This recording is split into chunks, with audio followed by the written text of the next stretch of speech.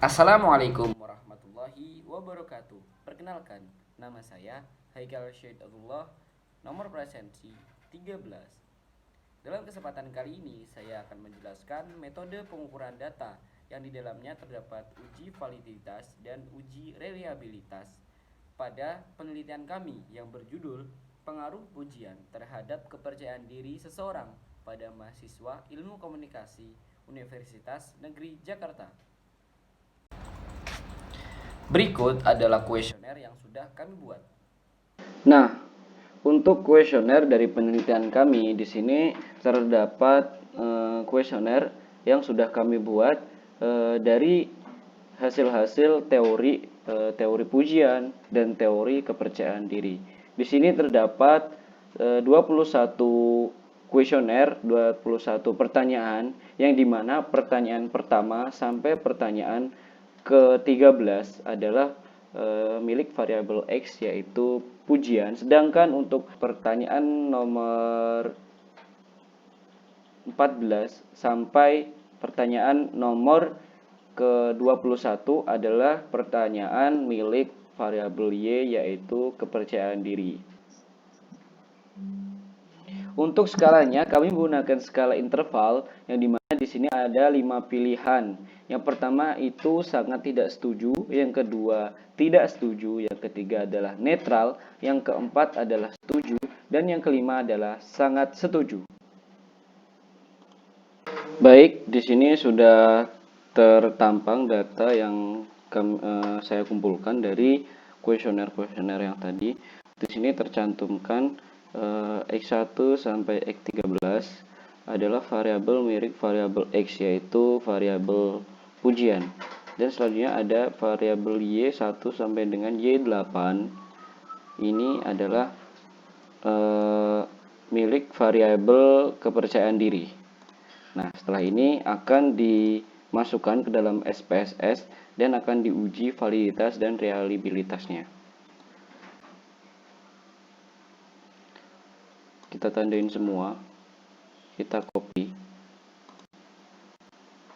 dan langsung kita menuju ke SPSS-nya. Nah, setelah masuk ke aplikasi SPSS, kita paste di sini untuk data yang tadi.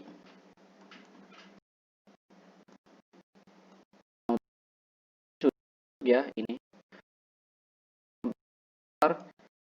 3. Setelah itu di sini terpampang untuk var1 sampai var13 adalah variabel untuk variabel X yaitu pengaruh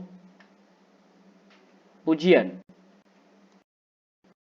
Dan untuk var 15 sampai var 22 adalah variabel Y yaitu kepercayaan diri. Kita akan menghitung uji validitas dan uji reliabilitas apakah mereka variabel dan reliable di masing-masing variabel. Untuk itu, yang pertama kalinya kita akan menguji validitas dari variabel X dan Y. Untuk variabel X-nya terlebih dahulu, kita langsung klik ke Analyze, lalu ke Dimension Reduction, lalu ke Faktor. Jika sudah keluar faktor analyze-nya, kita akan masukkan variabel yang pertama yaitu variabel X dari variabel 1 sampai var 13. Kita tandai terlebih dahulu lalu kita masukkan. Jangan lupa untuk kita klik deskriptifnya lalu kita centang KMO and Bartlett Test of Sphericity. Lalu klik continue, lalu klik OK. Nah, setelah itu hasilnya pun keluar. Di sini terdapat KMO dan Bartlett test. Di sini terbilang untuk hasilnya yaitu 0,877. Menurut Haley dan Malhotra, untuk data KMO itu dibilang valid jika datanya atau hasilnya mencapai lebih dari 0,5. Nah, di sini untuk variabel X yaitu pujiannya, variabelnya ternyata valid karena melebihi 0,5 yaitu 0,877. Seperti itu.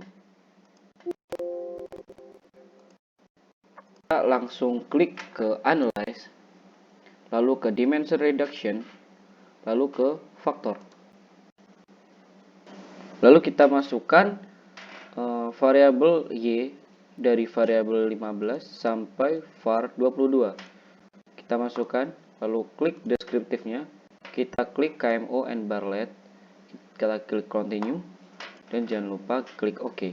Nah, jika hasilnya sudah keluar begini, untuk variabel Y-nya, kita lihat juga, yaitu indikator KMO-nya dan Bartlett test-nya di sini terbilang 0,784, yaitu lebih dari 0,5. Maka di variabel Y pun variabel punya kepercayaan diri juga valid. Nah, setelah kita mengetahui bagaimana validitas kedua variabel, lalu kita akan menuju ke reliabilitasnya. Untuk menampilkan reliability analysis-nya, kita pertama-tama akan sama seperti cara yang tadi, tetapi kita berbedanya di analyze. Kita pilih scale dan pilih reliability analysis. Maka akan keluar bar seperti ini. Sama seperti yang pertama, kita akan menguji reliability-nya untuk variabel X-nya. Itu var 1 sampai var 13 kita tandai, lalu kita masukkan. Lalu langsung kita klik OK.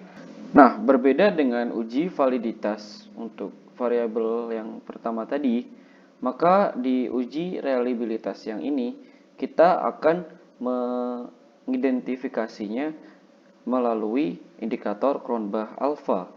Di sini Cronbach alpha-nya terbilang 0,936. Menurut Malhotra,